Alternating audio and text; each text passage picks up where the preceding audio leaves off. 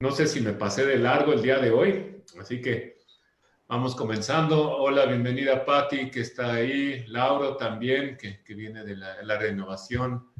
Ana Karen. Ah, mira, Milagro Karen, Jorge Tobar también, Jorge Lozano, Andrea Barrios. Bueno, pues me da mucho gusto ver y pues vamos haciendo pues pláticas, diálogos. Y hoy se me ocurrió un poco a platicar de las personas, no de las organizaciones. Y de las personas, pues como un administrador de la innovación. A veces confundimos el administrador de la innovación con un creativo. Y aunque hay relación, hay diferencias muy fuertes. Es un tema algo extenso. Vamos a cubrir hoy la parte del innovador y un poquito salpicado los diferentes arquetipos que viene en inglés en la metodología de Design Thinking, en la cual Rick es muy letrado, utilizan el término persona. Nada más que en español pues sigue siendo persona. Lo traduje como personalidad, a reserva de que exista otro término mejor. Bueno, pues este es un servidor. Estoy junto con mis colegas en el Comité Técnico Internacional 279, que hace la norma 56.000. Aquí en México soy presidente del Comité Técnico de Normalización Nacional, que es el comité espejo del CT 279, y además tiene una agenda nacional de normalización. Y bueno, fui presidente del Comité Técnico, puro técnico y nada rudo, del Premio Nacional de Tecnología e Innovación.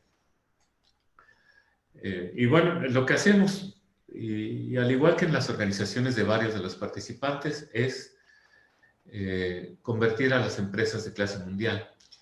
Y me da mucho gusto que podamos compartir, porque finalmente, pues en la nueva normalidad vamos a tener que hacer comunidades de organizaciones que ayudemos o que demos una solución de valor al que lo requiera. Entonces yo creo que pues todos tenemos un sitio aquí y todos podemos buscar formas de utilizar nuestras fortalezas. Bienvenidos. Innovar es mucho más que nuevos productos. Hay muchos mitos de la innovación. Como sabemos, podríamos llenar, y se llenan libros. Rick tiene algunos libros. Lauro también ha estado en Suecia, ha estado con un poco con Magnus en Suecia, y también hay, pues, innovación es un hot topic. Por lo mismo, también hay un poco de abusos. Nuestra fortaleza es el diseño de una arquitectura maestra de negocio. Esa es nuestra fortaleza. Se puede complementar con muchas otras fortalezas. Vamos a ver hoy un poquito. Voy a hacer una sesión en particular para hablar de arquitecturas, que viene a ser un tema especial. Hoy lo vamos a considerar un poquito. Una estructura lógica que relaciona las actividades de todas las áreas de la organización. Cuando yo veo una casa, si es una casa de autoconstrucción que no tiene un diseño arquitectónico, voy a observar que hay muchas redundancias, que hay muchos esfuerzos innecesarios, que las puertas chocan con las ventanas, porque no tiene un diseño arquitectónico. Sin embargo, el diseño arquitectónico no es parte de la casa. El diseño arquitectónico no está. Yo lo puedo buscar en la casa y no está. Es un plano que me vendieron ahí, y de hecho, si se rompe el plano, no pasa nada. La casa ya fue construida. Eso vamos a platicar un poquito de ello. Hay varias arquitecturas. La arquitectura que hacemos nosotros es una arquitectura centrada en el consumidor. Esa es una diferencia, que lo que hace es que las diferentes arquitecturas que utilizamos en aspectos del negocio sean congruentes. Y todos usamos arquitectura. Por ejemplo, una arquitectura de recursos humanos es el organigrama. El organigrama no está en el personal, pero se siente. Se siente en las cadenas de mando, se siente en las reglas, se siente en las responsabilidades. Bueno, esa es una arquitectura de recursos humanos. Una arquitectura de estrategia, yo lo puedo diseñar con mi administración en una página. Y es una forma de ver la arquitectura. Tampoco es parte de la estrategia, es un cuadro con el cual conceptualizo y dirijo la estrategia. ¿Qué pasaría si alineamos todas estas arquitecturas? Pues vamos al diálogo de la organización de hoy, y es personalidades, del inglés persona, del inglés que utilizó, se robó la palabra del español persona, innovation, personas, o personalidades de la innovación, mitos y realidades. Muy bien, pues, ¿de quién hablamos cuando hablamos de innovación? Del innovador, del creativo, del que organiza el hackathon, del que hace el reto. Y frecuentemente, si observamos, sobre todo en el ambiente del YouTube, hay un par de youtubers que recién oí. Uno dice, me digo innovador, ¿y cómo voy a ser innovador si tengo un saco normal, negro, como el que toda la gente tiene? Entonces el señor se puso un saco estrafalario y entonces ya se autonombró innovador. La pregunta ¿es innovador? O pues el otro así con una gran barba y ya saben, quizá yo aplicaría más el término estrafalario, pero se dicen innovador. Y entonces, ¿es innovador? La respuesta es, sí es innovador, pero no sabemos en qué. No sabemos qué innova. Puede ser innovador, según él, en su forma de vestir. Bueno, también hay otro innovador que él mismo dice, es que busqué una forma diferente de hablar y habla así con un acentito que se inventó, también para llamarse innovador. Eso es mercadotecnia.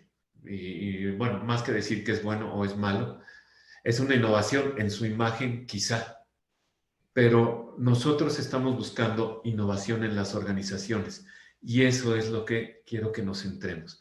Estamos hablando de personas relacionadas o con interés en la innovación organizacional.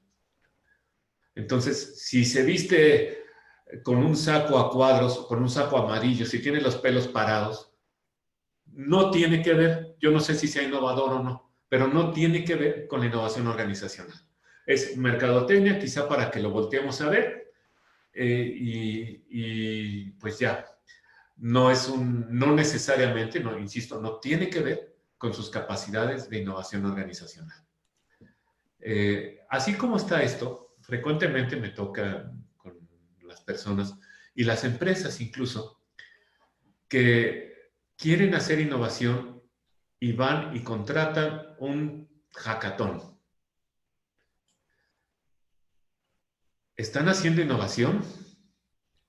Bueno, un vendedor responsable les va a decir, yo te hago un hackathon si tienes el presupuesto para seguir el proyecto que generemos hasta que sea una realidad. Si no, es un show que van a salir todos abriendo puertas y cuando vean que no hay dinero para seguir un proyecto, pues va a resultar que no solamente no fuiste innovador, sino que malgastaste recursos de la organización en un show, porque no hiciste la continuidad. Un emprendedor es un innovador, todos los emprendedores son innovadores, todos los innovadores son emprendedores. Todos estos términos provienen de ciencia social, entonces la idea no es hacer una definición de cada uno de ellos porque, como es ciencia social, no va a ser posible. Pero un poco de dónde viene el término y a qué se refiere. Un creador es un innovador, un inventor, el Ciro Peraloca, que frecuentemente yo utilizo en mis charlas, el Ciro Peraloca, que demuestra que soy población de riesgo, porque sí sé quién es Ciro Peraloca, y varios de ustedes también, entonces ni digan. Un motivador, alguien que conduce un taller es un innovador, un patrocinador es un innovador, o un innovador es todos ellos. Bueno, ¿de dónde viene toda esta confusión?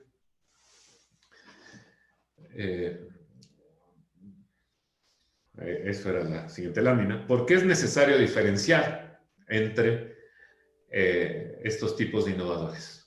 Sencillo, como habíamos dicho.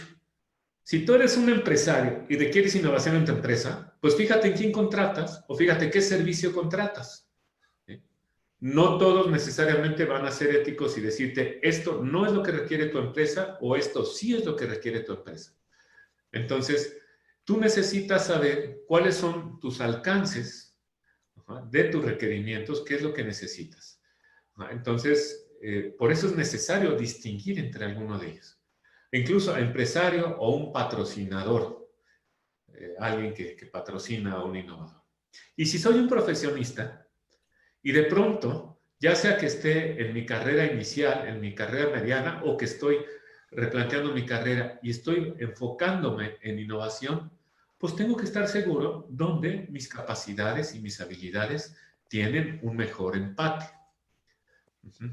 ¿Por qué hay tanta confusión? Que es lo que les decía, me adelanté. Bueno, el problema con la innovación y como con todo término de moda es que lo sustantivizamos.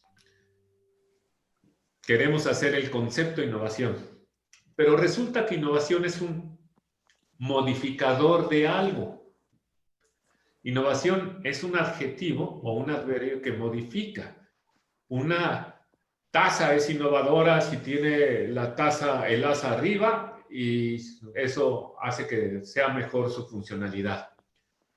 O de repente una olla es innovadora si está hecha de acero quirúrgico y permite que cocines el alimento mucho mejor. O una tela es innovadora si te permite hacer mejor su función. Pero innovación es como decir el color rojo. El color rojo, pues se dice de algo, muy a Aristóteles, el color rojo es algo, el papel es rojo, la tela es roja, algo es rojo, pero tú no puedes decir, yo soy rojo. Cuando lo decimos, porque es humano, es que estás tratando de extraer esas propiedades. ¿Qué modifica el adjetivo innovación? Bueno, puede modificar a un sustantivo como adjetivo. La taza es innovadora, el material de la taza es innovador porque resiste un ataque nuclear o cierto producto es innovador. Bueno, ahí estamos diciendo que algo es innovador, pero también podemos hablar de que una acción es innovadora. Por ejemplo, cuando encontramos un atleta que rompe una marca, normalmente se debe porque modifica su técnica de tal forma que pues logra un rendimiento muy superior. Por ejemplo, Michael Phelps, nadador, podemos decir que es un innovador al nadar porque modifica la acción de nadar.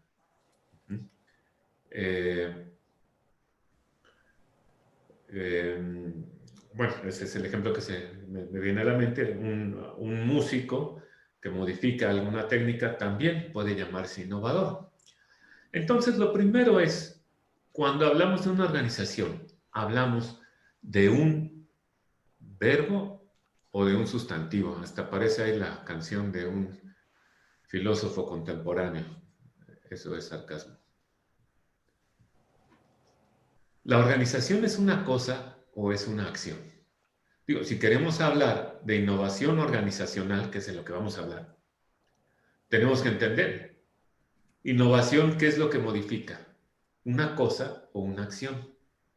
Entonces, una cosa, pues sería el acta constitutiva, o sería quizá la instalación de la organización, pero la organización es mucho más que una instalación física. La organización es algo vivo, es una acción, y es una acción que nosotros evaluamos repetidamente, mes con mes, año con año, en, por ejemplo, nuestros estados financieros. Nuestros estados financieros nos dan un resumen de lo que pasó en un mes o en un año respecto a los derechos y obligaciones económicas que tiene la organización. Ese es un balance general. Ese es un estado de pérdidas y ganancias. Y efectivamente nos está expresando una acción. Un scorecard, un tablero de control de procesos, nos debería de decir lo mismo, pero en el desempeño de las acciones, no en los compromisos y obligaciones, los derechos y obligaciones económicas. Bueno, si es una acción, ¿qué es lo que hace? Pues lo que hacen todas las organizaciones lucrativas es dinero a través de un intercambio comercial. En el orden en que ustedes quieran, pero hay un acuerdo de un intercambio comercial. Tú dices, ¿qué vas a entregar? ¿A cambio de qué? ¿En qué forma? Voy a vender un café, un Starbucks, y primero me vas a decir cómo quieres tu café, te voy a decir cuánto es, después me pagas, en el caso del Starbucks, y después te sirvo tu café. Y ya después no lo vemos en el cliente, pero después Starbucks dice, bueno, o una cafetería dice cuánto tengo de ingresos, y entonces de lo que tengo de ingresos distribuyo en mis gastos de operación, mis gastos de crecimiento, ojalá que distribuya en innovación y distribuya en una ganancia que yo espero como dueño o accionista del negocio. Todos los negocios lucrativos hacen estas acciones repetidamente. Ojo, repetidamente no significa secuencialmente. Es simplemente, todas lo hacen.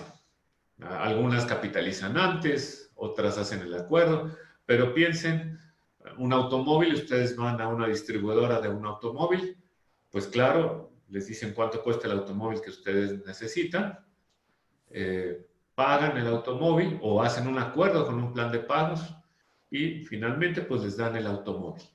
Por supuesto, aplica también para servicios. Si hay alguna duda, por favor, no dejen de expresarme en el chat. Estoy aquí viendo el chat. Todas las organizaciones hacen eso. Es una acción. Entonces, una innovación es un cambio deliberado en la forma de realizar estas acciones o alguna de estas acciones o varias de estas acciones. Por ejemplo, va a haber una innovación cuando en un servicio de telefonía que tradicionalmente hay una suscripción previa, yo utilizo el teléfono y después me decían cuánto lo utilicé. Fíjense, primero es el cumplimiento, después me dijeron cuánto lo utilicé y me facturan. Son 500 pesos de tu teléfono y yo voy y lo pago. El orden fue acuerdo, cumplimiento, capitalización. Bueno, hay una innovación cuando la compañía lanza una tarjeta de prepago. Y entonces pago primero, después utilizo el servicio y después hay un acuerdo, cuánto utilicé del servicio y me lo descuentan. Eso es una innovación. Entonces, yo puedo hacer una innovación también cuando el acuerdo, como muchas compañías ahorita lo están haciendo, lo hacen por una vía de Internet. El acuerdo incluye adentro toda la parte de la awareness, toda la parte de mostrarle al cliente qué es lo que tengo, de que el cliente escoja. Todo lo que se requiere para llegar a un acuerdo está ahí dentro. Entonces, por ejemplo, cuando hablamos de marketing digital, estamos hablando de un cambio en la técnica de lograr un acuerdo, porque el objeto del marketing digital tiene que ser hacer un acuerdo comercial. No es simplemente el número de impactos, es cuántos acuerdos comerciales lograste, ¿verdad? Y así puedo hablar cuando contrato, por ejemplo, estas Uber Eats o Rappi para el cumplimiento de mi acuerdo comercial. Soy un restaurante y entonces lo entrego a través de un servicio de tercero. O cuando, por ejemplo, genero una nueva empresa como Uber, un ejemplo que no puede faltar en una charla de innovación, y ofrezco el mismo servicio, pero con un cambio importante en el acuerdo, y con un cambio importante en la capitalización. El cumplimiento es razonablemente el mismo. No me transporta un Uber en una nave espacial. Me transporta en un automóvil de un lado a otro. Entonces, eso es innovación. Hay varias clasificaciones de la innovación. La más común o una estándar es la de la OCDE, de países en desarrollo, que solamente en su versión de 2018 dijo, hay de dos, innovación de producto, que incluye los servicios, o innovación de proceso, que incluye todo lo demás. El Premio Nacional de Tecnología e Innovación, hasta la fecha, reconoce innovación de modelo de negocio, que sería una parte de innovación de proceso. Innovación de mercadotecnia lo reconoció creo que hasta el 2016. Hay varias innovaciones, pero cierto que es que podemos clasificar todas en esos grandes rubros. El producto, aunque sea un servicio, es el elemento central al intercambio económico. O sea que si yo ofrezco un servicio de mantenimiento de edificios, pues una innovación de producto va a ser que ofrezca, por ejemplo, todo el servicio de sanitización para el COVID dentro de mi servicio de mantenimiento. Estoy o ofreciendo un producto nuevo u ofreciendo un producto el mismo con características diferentes. Hay una polémica sobre cuál es la oferta nueva de Uber. No entraré demasiado porque siempre lo ponen como ejemplo de que es una empresa de taxis la más grande del mundo y no tiene un solo taxi. Pues claro que no, y es completamente falso. Uber no es una empresa de taxis ni de transporte. Es una empresa de conectividad y conecta ejecutores de un servicio con requirientes del servicio. Y pues pregunten si tiene infraestructura de cómputo o no. Mejor en vez de preguntar si tiene taxis. Pero siempre hay que llamar la parte de la innovación. Siempre vamos avanzando en el conocimiento de innovación. Innovación de producto, lo que haces es precisamente cambiar el concepto del producto. Quizá los jovencitos que sean población de riesgo recordarán que antes el cine era un cine muy aburrido, era un cine muy estándar. Incluso en México pertenecía a la canasta básica. Por eso es que estaban estancados los cines. Y eran salas muy convencionales, películas muy convencionales, todo muy convencional. Cinemex, igual que Cinépolis y las otras, no hay preferencia, hacen un cambio, un reposicionamiento del producto. Okay. Actualmente también es un ejemplo de innovación de producto porque se está metiendo al negocio de los autocinemas. Ahora regresaremos, le va a hacer competencia a Walmart. ¿Cuándo se iba a imaginar que le iba a hacer competencia a Walmart? Pero finalmente está ofreciendo un producto nuevo o diferente. Innovación de procesos, aun cuando se va hacia un lado, muy frecuentemente va combinada, pero el ejemplo que encontramos fue la mesa de regalos. La mesa de regalos, por allá de la década de los 90, los 2000, se ofrecía solamente en la tienda. Tú ibas a la tienda, a algún lugar en particular, aprovecharon para utilizar el pedazo del almacén que nadie visitaba y ponían ahí la mesa de regalos. Y entonces, pues te ofrecían el servicio de hacer un listado y de evitar que a los novios se les duplique el regalo. Bueno, la mesa de regalos electrónica, pues el mismo producto. Lo que pasa es que lleva un proceso diferente, lleva un proceso detrás. Y este proceso hace que sea mucho más conveniente la entrega de ese servicio de ayudarte a decidir qué regalo es, a cumplir, entregarlo a los novios y a pagar. Y podríamos hablar de muchas. A mí me gusta separar la innovación en el modelo de negocio. Aquí en México está el doctor Simi, que es lo mismo, pero más barato. Incluso en el Premio Nacional de Tecnología e Innovación, a donde pertenezco desde hace 20 años, siempre fue polémico si el doctor Simi es innovador o no. Bueno, resulta que innovó el modelo de negocio porque puso sus consultorios pequeños en las farmacias, polémicamente, pero actualmente hay más citas en las farmacias similares, bueno, en las simiconsultas, incluyendo todos los que naturalmente siguieron, que en el sector salud. Entonces, no sé si fue innovación o no, pero le cambió la historia al sector salud. Y el producto, pues, es el mismo. Hay muchos ejemplos de innovación en el modelo de negocio.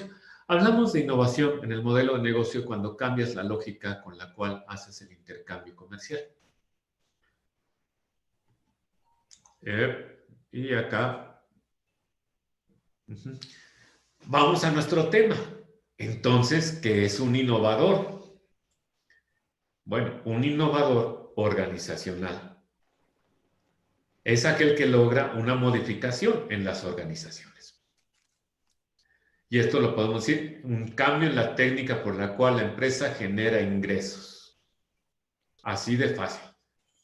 No es el que usa el saco más estrafalario en el que se pone los pelos amarillos, ni el que te grita en un taller y te dice que está resistente al cambio, ni aquel que te genera la mejor idea, si esta no termina siendo un efecto en la generación de ingresos, la reducción de costos o el riesgo en el que está la empresa. Entonces es un medio innovador o una persona que participa parcialmente.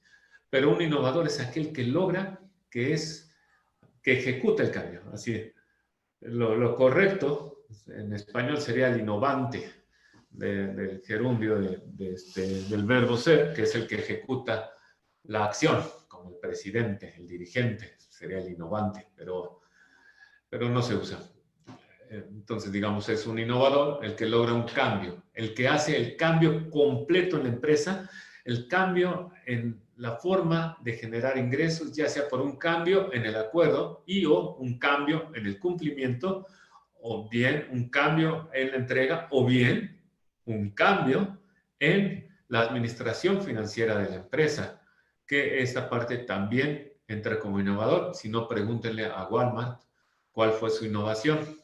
Esto, en el Premio Nacional de Tecnología, entra en innovación en modelo de negocio. No sería mala idea poner una forma diferente innovación financiera, pero no necesitamos más clasificaciones, sino más claridad. Entonces, ¿qué sucedió? ¿Qué tuvo que haber para que el innovante o el innovador hiciera su función? Bueno, había una organización, se introdujo un cambio y hubo otra organización. Este cambio fue deliberado y fue con intención positiva. Y decimos que la innovación fue exitosa si el cambio, el efecto fue positivo en la organización. De aquí nos podemos seguir y lo vamos a preparar en una charla en breve sobre innovación social, innovación ambiental, que son variantes sobre el cambio que se produjo. Pero vamos primero a solidificar la idea básica y ya de ahí construimos más. Sí puede haber innovación social, sí la puede haber, y el principio es el mismo. Bueno, ¿y si es un negocio nuevo, qué pasa? ¿No es innovación? Un emprendedor, un Elon Musk, un Mark Zuckerberg, ¿es innovador? Pero es que no había antes. No pasa nada. El estado inicial es que no hay nada. El proyecto de innovación es la construcción de un negocio. Y el estado siguiente es un negocio operando. Y el concepto es exactamente el mismo. De hecho, un emprendedor es un innovador cuando no hay un negocio previo. No hay nada, hace un negocio. Y bueno, ¿qué pasa si creo una nueva línea de negocios? Bueno, ya podemos hablar del emprendedor, del intrapreneur. Hay variantes. Pero lo que quiero ahorita dejar es, el modelo no cambia porque la innovación se logra por un proyecto, que ese es lo que quiero abarcar. El innovador es alguien que es capaz de idear, ejecutar y cerrar un proyecto que cambia la forma de ser de la organización, que genera una nueva organización o que genera un nuevo producto o sustancialmente mejorado, o que genera un nuevo modelo de negocio, o que genera un nuevo proceso en la organización. Ese es el innovador. No importa si el negocio es nuevo o no existía. Y podemos hablar de diferentes productos que han cambiado la historia, pues sí, como innovación de producto, innovación de procesos. Aquí me gustó el ejemplo de poner Amazon, que me hicieron favor de poner Amazon, porque pues los libros, se seguían vendiendo los libros inicialmente, lo que hizo fue innovar en, como sabemos todos, el comercio electrónico. Innovación en el modelo de negocio, lo que les comentaba, del Uber. Y entonces, innovador es aquella persona que logró hacer todo esta trayectoria desde una idea hasta una realidad.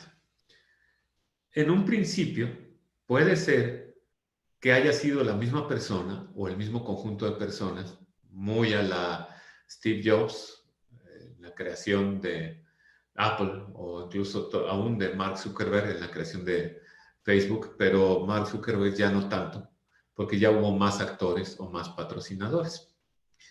Pero vamos a detenernos un poquito en los proyectos de innovación organizacional. Estos proyectos de innovación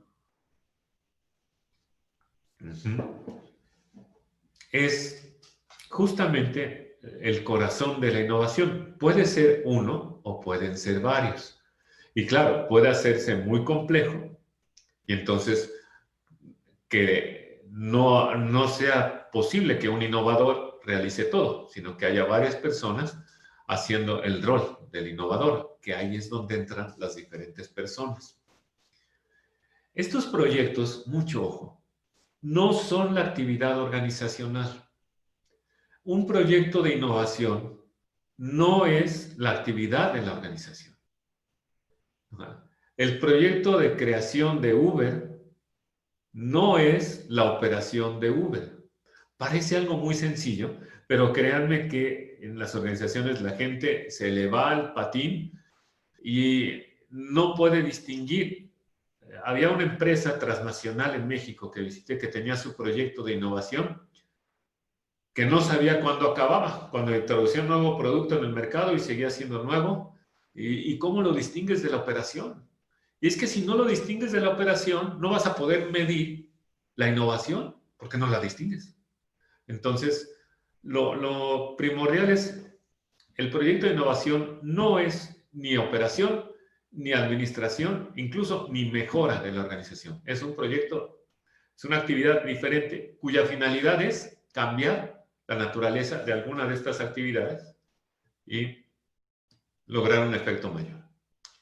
En un proyecto de innovación, que no es ninguna de esas tres, va a haber, como en todos los proyectos, una fase de incorporación, una fase de ejecución y una fase de conclusión.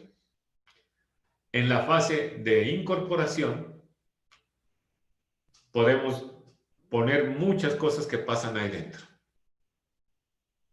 Desde el origen de la idea.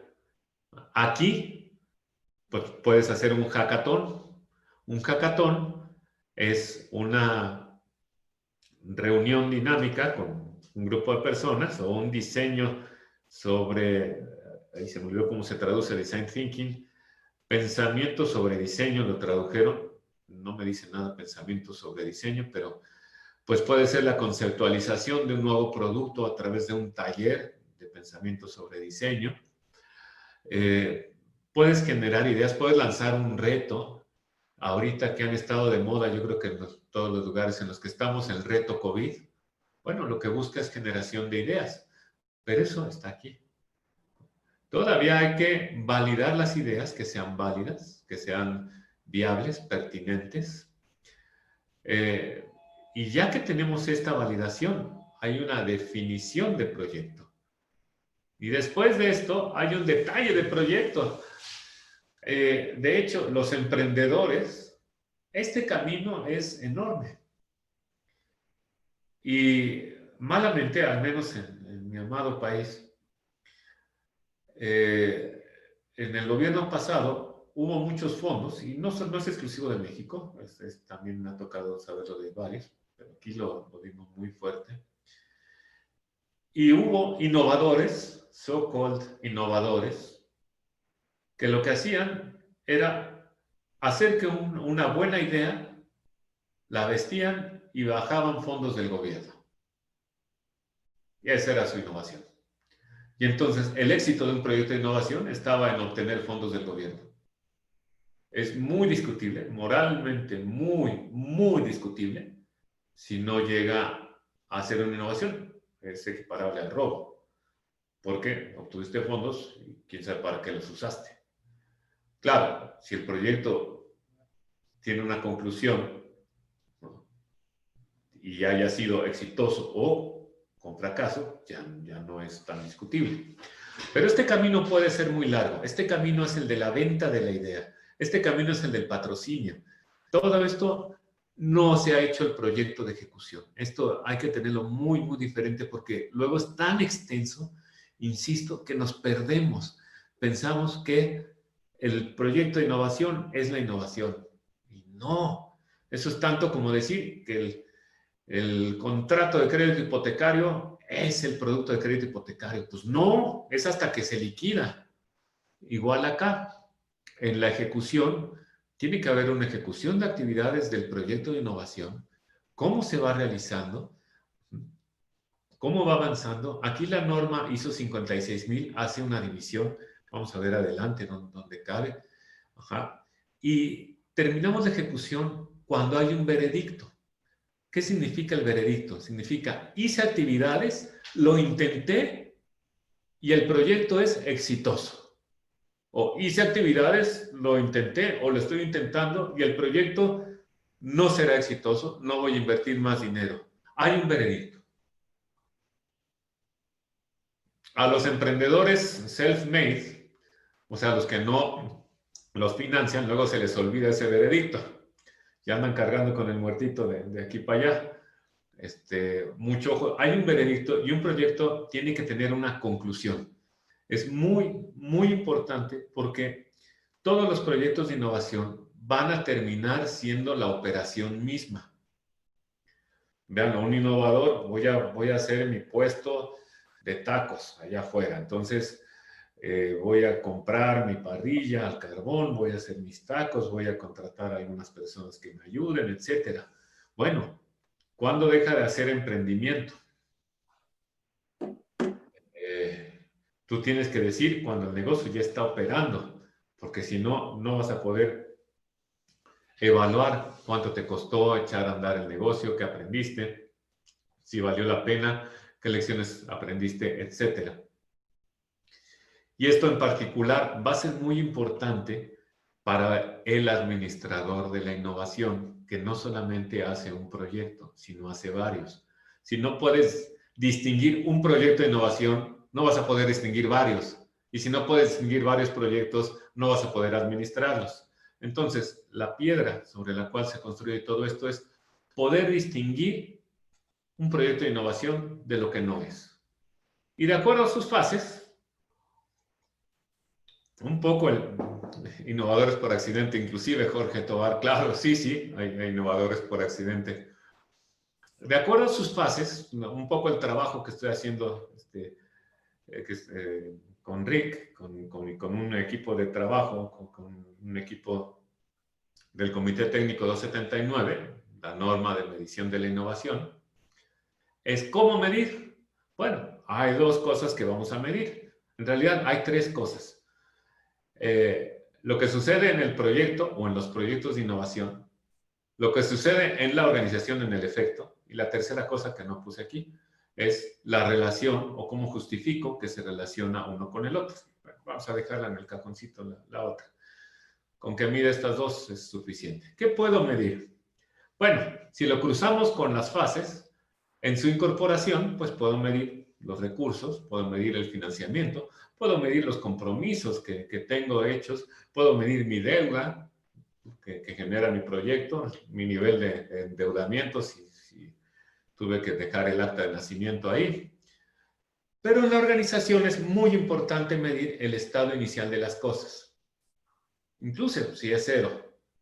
¿Cuál es el estado inicial de las cosas? ¿O cuál era tu capital inicial antes de hacer tu emprendimiento? Después hacer un corte en su ejecución, pues lo más lógico es medir la precisión temporal y presupuestal, medir la administración de los recursos durante el proyecto, qué tanto me están costando más de lo que tenía pensado, qué tanto me están costando menos, qué tanto se me están perdiendo, qué tanto estoy utilizándolos, etcétera. Pero también en la organización, en el efecto, puedo ir midiendo algo. Activos generados durante el proyecto, impactos durante el proyecto, capacidades creadas en la organización. Eso no es del proyecto, eso es un efecto del proyecto. Efectos económicos. Todo esto pues lleva también un tiempo, ¿no? Y hay que relacionarlo al proyecto. Y en la conclusión, pues bueno, puedo decir si acabé el proyecto o no y los efectos que hay dada la realización del proyecto. Pero nuevamente vamos a partir de distinguir un proyecto de innovación de uno que no lo es. Entonces, vamos a nuestro tema, el innovador. Lo que hace el innovador es una serie de actividades que van mucho más allá de la creatividad por sí misma. Y no quiero decir que la creatividad no sea buena. Lo único que quiero decir es la creatividad no es toda la innovación. Y aquí vamos a recordarnos al buen Tomás Alva Edison, a quien se le atribuye la frase de que el genio es 1% de inspiración y 99% de transpiración. No quiere decir que no necesitemos a los creativos, a los inventores, a los gente de las grandes ideas. No, de ninguna forma son indispensables. Pero hay que complementarlos para poder hacer realidad un proyecto de innovación. Un proyecto de innovación no existe hasta que no termina. Y bueno, este innovador, que ahorita lo estamos viendo en su concepto más básico, para no saturar el diálogo, su concepto más básico es una persona que es capaz de hacer todo, desde la idea hasta la conclusión. Como sabemos, eso no pasa siempre, pero ese es un innovador. ¿Qué requiere un innovador para operar? Número uno, y en rojo y de los colores que quieran, distinguir las actividades de innovación de las que no lo son. Insisto y vuelvo a insistir, es importantísimo. Y sobre todo si están dándole la consigna al gerente de operaciones de que innove, hay que distinguir las actividades y los proyectos de innovación de otro tipo de actividades. Y necesita tener un marco de referencia, ¿sí? Un marco de referencia que le permita esa actividad, esa formalidad en identificar y distinguir actividades de innovación, agruparlas en uno o en varios proyectos, incluso agrupar proyectos, porque de pronto me tocó en una empresa en México que se dedica al sector médico, en la oficina de proyectos, tenían 500 proyectos, ¿no? Y bueno, no llegué a ver o analizar los 500 proyectos, pero habrá que ver si eran 500 o eran, no sé, 100, con diferentes agrupaciones y diferentes secuencias, ¿no? Yo creo que eran demasiados. Comprender los mecanismos que generan un proyecto de innovación. ¿Cómo se genera un proyecto de innovación? En el innovador básico, pues viene por las ocurrencias de muy inquieto y tiene una nueva idea. ¿De dónde vienen los proyectos?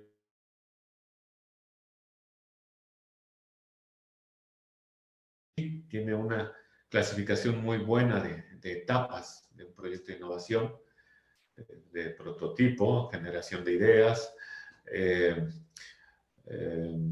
despliegue del prototipo. Ay, me van a reprobar en el examen. Generación de valor. Bueno, hasta que tienes una idea, hasta que tienes un prototipo, hasta que tienes la solución operante y hasta que sale en el mercado. Yo le critico que no tiene muy marcado el final de los proyectos de innovación, pero pues para eso está el Premio Nacional de Tecnología e Innovación. Acá, y comprender los criterios para determinar si un proyecto es exitoso o no. Esto es muy importante y en una oficina de innovación, que es el futuro del innovador, es importantísimo poder determinar cuándo soltar un proyecto, y el hecho de que no sea exitoso no es un failure, no es una falla, es simplemente una lección para aprender. Y una parte muy importante es tener una arquitectura de la innovación. Por supuesto que ahí cabe la arquitectura que hacemos y promovemos. No es la única, hay más arquitecturas, claro. Una arquitectura muy común en innovación es el TRL, lo vamos a ver adelante. Otra arquitectura es la que nosotros hacemos y hay varias arquitecturas. Vamos a poner un capítulo especial para ello. ¿De qué me sirve una arquitectura de la innovación? Pues poder distinguir los proyectos, poderlos clasificar, poder saber qué camino tiene que seguir. No es nada, cuando empiezas a tener varios proyectos de innovación necesitas tener algo para compararlos. Un administrador de la innovación, cuando el innovador ya tiene varios proyectos, necesita aprender de uno, trasladar lecciones de uno para otro, y ahí necesitamos distinguirlos, identificar los efectos, diseñar los milestones o los hitos o los puntos de referencia de un proyecto, pero no solamente diseñarlos así nada más como proyecto por proyecto, sino en una forma que yo pueda comparar los proyectos, varios proyectos de innovación. Identificar el estado anterior y el estado actual de la organización, actual en el punto en el que estés, durante la realización o en el cierre del proyecto de innovación. Y diseñar un sistema de medición de los proyectos de innovación a tipo, de acuerdo a lo que su empresa requiere. Eso es una arquitectura de innovación. Y vamos un poco a la parte para platicar qué es una arquitectura. Lo mencionamos al inicio, pero ya digo más gente. Es un esquema que da orden y coherencia a los elementos de un todo. Es un concepto bellísimo. No es un elemento, sino que son reglas, categorizaciones, jerarquías que nos pertenecen a un diseño central. El ejemplo, acá está, los planos de una casa es una arquitectura. Su nombre lo dice, los planos arquitectónicos. Pero también los planos hidráulicos son una arquitectura del sistema hidráulico. Y también los planos eléctricos son una arquitectura del sistema eléctrico. La gramática en una narrativa es un ejemplo bellísimo de una arquitectura. Cuando tú quieres dar una idea, expresar a través de una narrativa, como esta misma, ya sea hablada o en un libro, el conjunto de reglas que dan orden y coherencia es una arquitectura. Y no es una palabra. Tú puedes leer el libro que quieras y no está la gramática allí, pero se siente. Y es una fuente de estudio. Lo que hacemos nosotros está basado en gramática, en teoría de lenguajes. Entonces, pues sí, la gramática. Y la gramática me gusta mucho el ejemplo, porque la intención de una gramática no es describir lo que se puede escribir. Eso sería absurdo.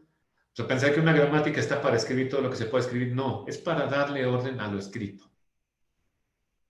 Eso es una arquitectura. Y el orden a lo escrito es decir, oye, esto está bien escrito. El gato voló ayer en el tejado. Bueno, sintácticamente, las palabras están en un orden, en una función que es válida en el lenguaje. El gato voló ayer en la tarde. O el gato ladró ayer en la tarde. Oh, sintácticamente está bien. Semánticamente no está tan bien, porque los gatos no ladran. Entonces, aunque las palabras sí embonan muy bien en ese orden que nos dicta el lenguaje, en el significado ya no es tan claro, porque no es posible que un gato ladre, a menos que sea bilingüe, pero no hay muchos. Y justamente esa es la parte de una Customer Oriented Master Architecture. La arquitectura es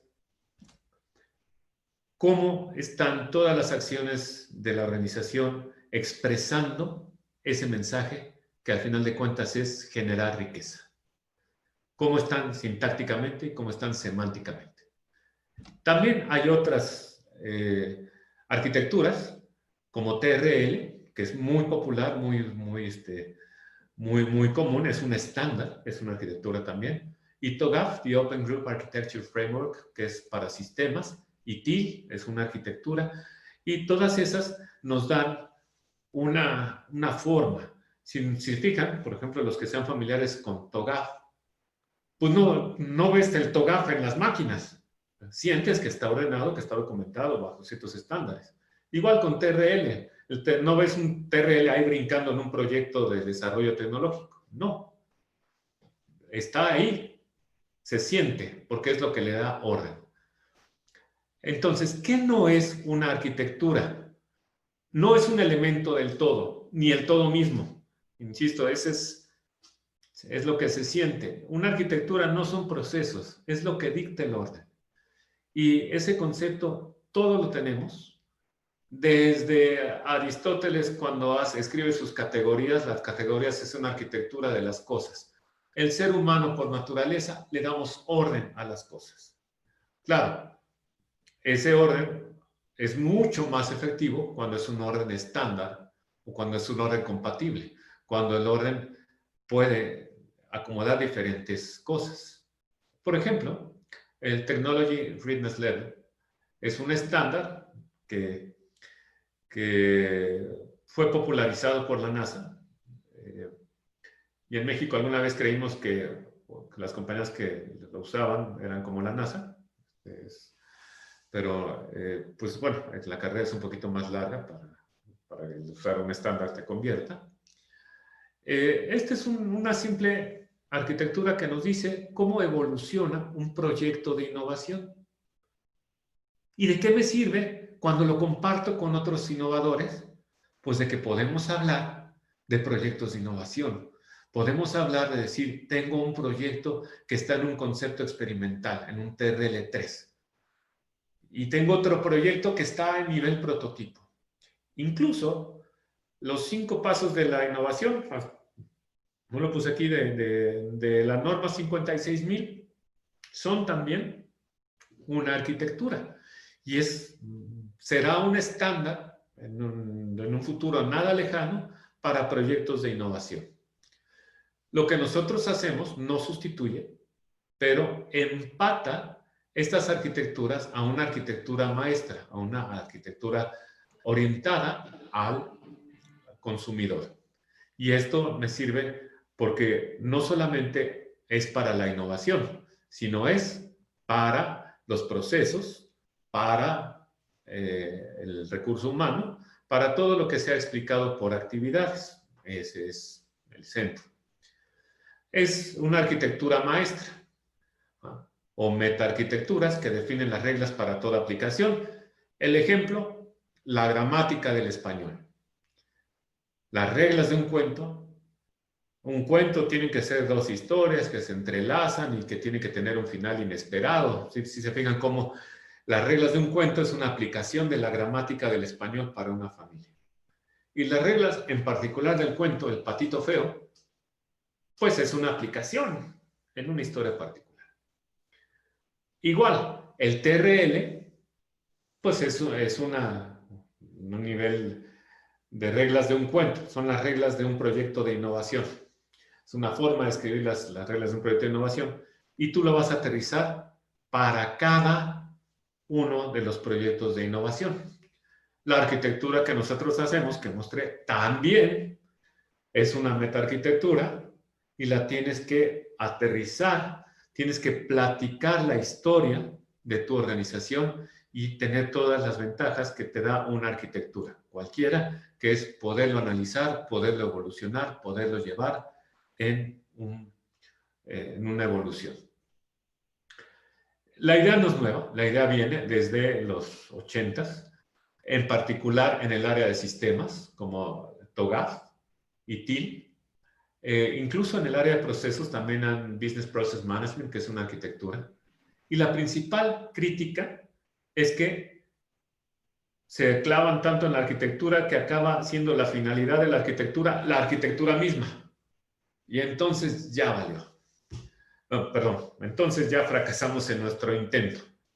Es como si yo me esforzara por hacer los planos arquitectónicos más preciosos de una casa. Unos planos increíbles trazados con milimétrico. Eso no sirve de nada.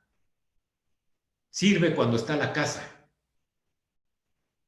El fin de los planos arquitectónicos, el fin de un mapa de procesos, de una arquitectura de procesos, no importa.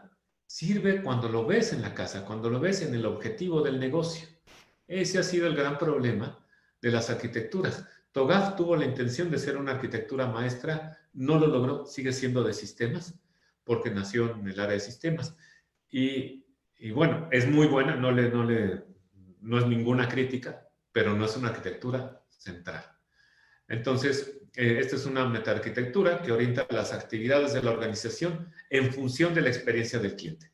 La finalidad es hacer más ágil el proceso del intercambio comercial y modificar deliberadamente las capacidades, lo cual es la estrategia del negocio. Cómo vender más, generar más ingresos o gastar menos o tener un menor riesgo. Eso es cuando tú haces el objeto de tu arquitectura, el objeto del negocio, pues no es magia que todos los componentes van a alinearse. Y un poquito, bueno, no es magia, ese es el concepto central. Después es un poquito de sistemas formales. Eso es una arquitectura. ¿Y a dónde lo aterrizamos? ¿Cuál es el objetivo de un proyecto de innovación? No es bajar fondos del gobierno, no es que me ayuden.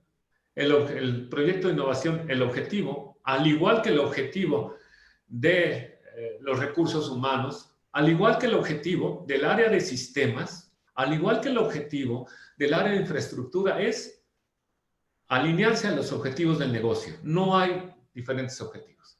Y bueno, insisto, es donde fallaron las arquitecturas, porque la finalidad de la arquitectura de sistemas es tener los sistemas más robustos. No, no es tener el mejor plano arquitectónico, es lograr los objetivos del negocio. Ahora, ¿dónde van los demás personajes de la innovación? Los demás personajes de la innovación, aquí están. Vamos a abrirlos en un diálogo porque hay que hablar de las capacidades, de las cualidades de cada uno de ellos. Aquí está el creativo, en la incorporación, en la idea genial. Insisto, la idea genial es muy importante, tan importante como la capacidad de armarla en un plan de negocio, de hacerla pertinente al negocio, de conseguir un patrocinador de la idea, de hacer un proyecto, de conseguir los recursos, de echar a volar y de cerrar. El emprendedor clásico, el Steve Jobs, está aquí. Los emprendedores de ahora, de los que van a aceleradoras y a inversionistas, están en esta parte. Ellos tienen que vender el negocio y muchas veces acompañan la ejecución del negocio, quizá hasta un escalamiento o quizá hasta el cierre, dependiendo del tipo de financiamiento, el tipo de negocio que hagan. Pero acá está. El inventor también está en la incorporación. El patrocinador, aquí el que patrocina, debe estar en las tres partes. Quizá un error en un mecanismo cuando hay un patrocinador, ya sea un fondo gubernamental o ya sea un inversionista. No se trata de dar dinero y de olvidarse de él. Se trata de ver que efectivamente haya un rédito en esto. Los inversionistas caben aquí en esta parte. Entonces, estos roles son más detallados cuando vamos evolucionando el rol, bueno, la función de la innovación en la organización. Ahorita pues me interesa que veamos, me interesaba comentar de esta trayectoria de un proyecto de innovación. Y pues bueno, los invito próximamente, vamos a detallar qué características, que son muy claras, pero qué características lleva el innovador, el creador, cómo hago un plan de negocio aquí. Todo esto es parte del gran hacer un proyecto de innovación. Me gustaría mucho abrir el micrófono para que nos cuenten cuál ha sido la experiencia de ustedes en la innovación. ¿Quién nos ayuda? ¿Quién nos comenta? Bienvenido Javier López, que está por acá, del Premio Nacional de Tecnología e Innovación. 20 años de trayectoria que hemos estado ahí. Nada de haber ido por unas papitas, yo creo, porque no está. Aquí estamos. Muy bien. Bienvenido del Premio Nacional. Elsa, Eder, Marisela, José Luis.